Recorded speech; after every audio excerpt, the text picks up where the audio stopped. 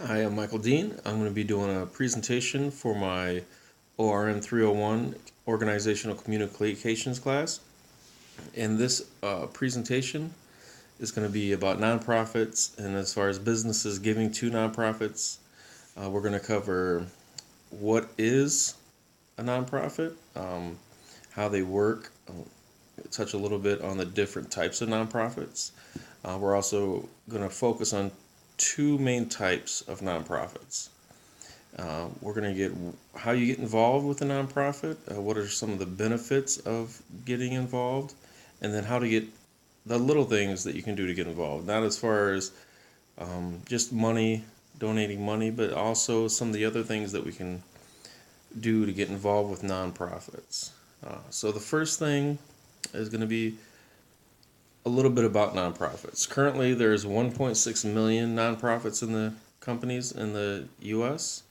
Um, and they're all, they do a bunch of different things. Nonprofits are broke down into 27 different types of nonprofits. Each and every type has its own rules, has its own regulations, and depending on what type of nonprofit you are, you can. That's going to dictate a little bit of whether you're tax exempt, whether where the money goes, um, how the money is distributed, and basically what kind of organization are you or foundation are you. The basic thing about nonprofits are all the money is redistributed within the organization or the foundation, or it is given away in a charitable way. Um, the basic two nonprofits we're going to talk about is a 501c class 3, which are charitable organizations. So those type of organizations are going to be food banks, museums, low-income housing, animal welfare, and then I also want to touch on foundations. So foundations are privately um, owned,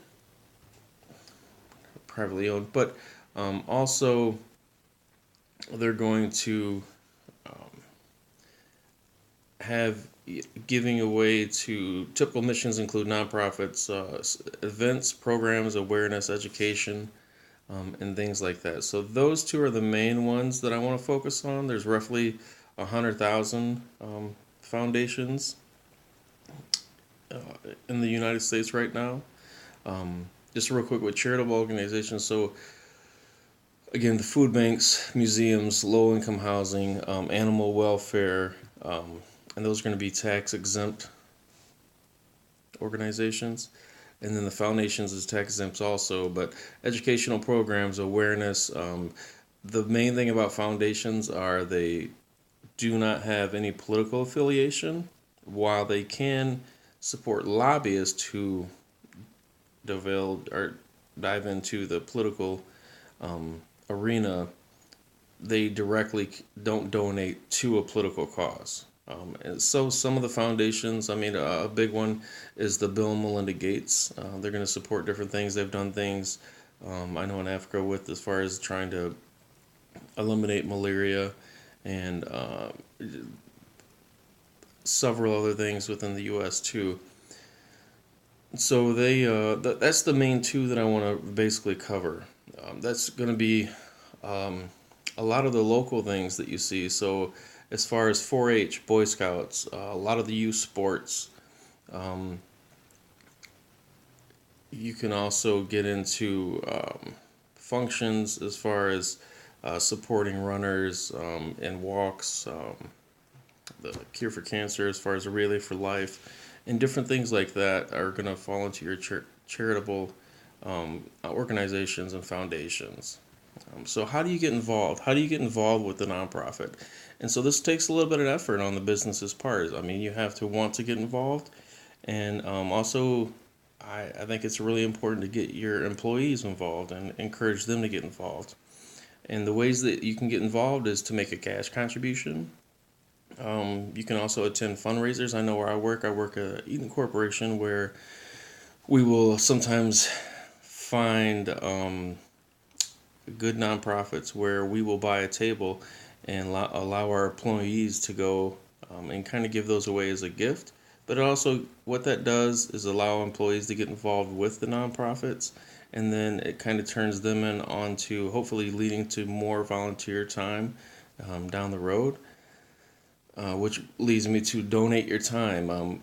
Companies are in a large companies or even small companies are in a good position where they can allow their employees to go and donate their time, um, and that can be for cleanup around the neighborhood. I know for Habitat for Humanity is another one, where we allow people to go and actually work on the house and build the house. Is another really great cause, and this allows the company not only to get their name out there for corporate sponsorship if they'd like to, but it allows them to get the employees involved as well. So, I mean, I think that's a really good cause. You can donate an unused car. I mean, that's on a personal level. Usually that doesn't happen at a business level, but it can happen at a business level. If you have an old plow truck that you're just not using in your business and you want to decide to get, a lot of nonprofits around the area can use that and to make money with that. And then also they can help people in the community start a business like that. So, I mean, there's a lot of programs out there. You just have to get aware of the programs out there. You can, and I mentioned earlier, you can pledge your support to a walk or run. So a lot of that takes place with the Relay for Life. So depending on how many laps you run, a lot of that is juvenile diabetes too. I mean, you'll see a lot of people involved with these runs, not only for health, being health conscious, but is also a way to raise money for awareness to support the research for the disease.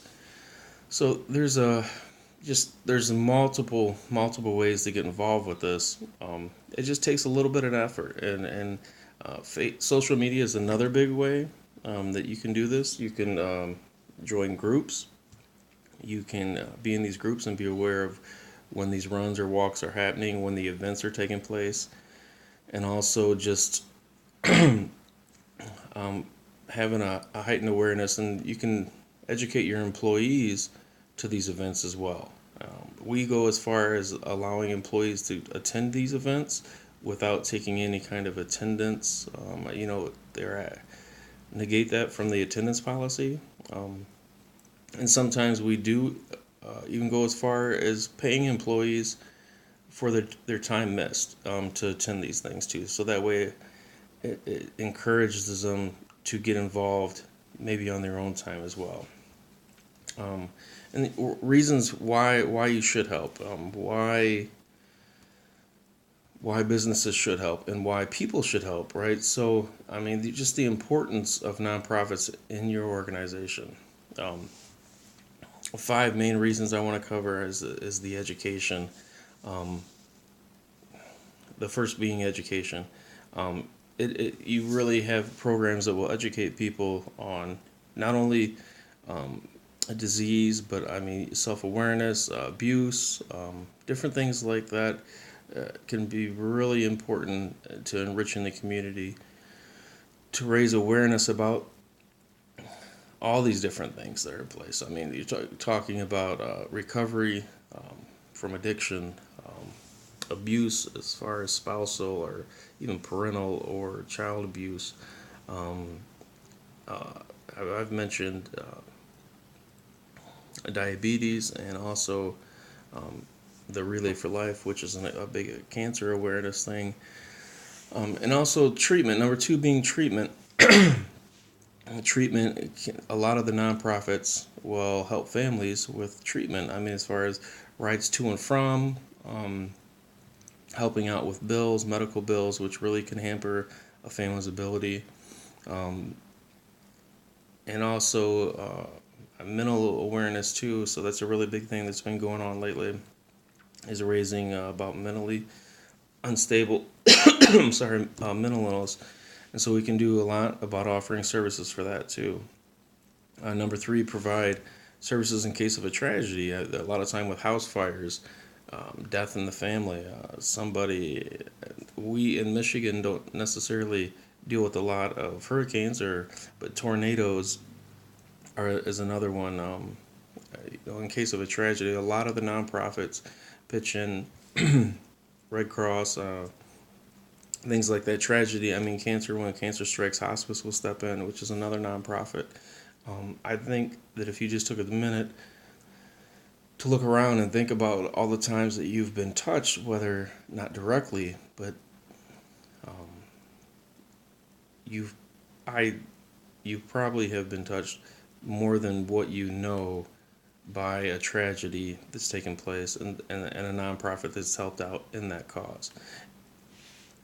Employment is another one. So there's a lot, through South Michigan Works here in Jackson. There's a lot of programs that reach out to people, again, with the nonprofit organization backing, that allow for training for future employment. I know Resume Services, on the job training, they do quite a bit and helping people find jobs. And there's different programs that you can get. And even so, too, with that, as far as trying to find your first house, Mishta does a really good job of helping people buy their first house. And so, how that will benefit a company long term is it's creating better applicants, therefore making your company stronger through within the people that they hire. And then development. So, development in the community is really important. If it wasn't for nonprofits, a lot of our museums, even hospitals, wouldn't exist.